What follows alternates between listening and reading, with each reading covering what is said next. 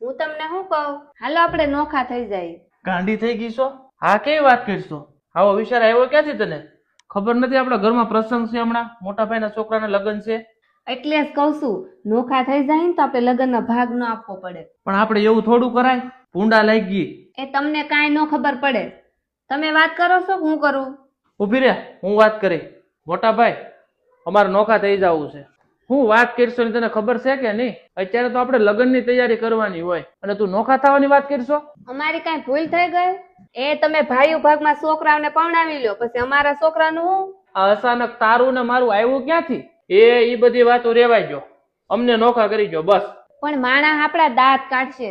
લગ્નની તૈયારીને બદલે આપણે નોખા થવાનું કરશું. આમે પાસે 15 ભાઈઓ દીકરા નોખા જ હોય અને આપણે ક્યાં નવીન કરીએ છીએ. એ વાત તારી હાસી, પણ આપણે તો બધું રેડી હાલે છે, તો આપણે હું લેવા પણ નોખું થવું જોઈએ. હે ભાઈ, એ તારા છોકરાના લગ્નમાં હું લેવા પૈસા વાપરે? આવો બાપુજી, આવો. બાપુજી, તમે વ્યવહારે બોલો. મોટા ભાઈ એના છોકરા અલગ થઈને જ ન પરણાવવા જોઈએ? તો વ્યવહારે વાત કરું એમ ને? તો તમે બે મણા કાન ખોલીને સાંભળી લો. તારો મોટો ભાઈ જયારે કમાવા નીકળ્યો ને ત્યારે તું કપડા વગેરેનો ઘેરે આટા મારતો હતો, અને એની ઉંમર છે ને રમવાની હતી ત્યારે એને કામે ચડાવી દીધો હતો.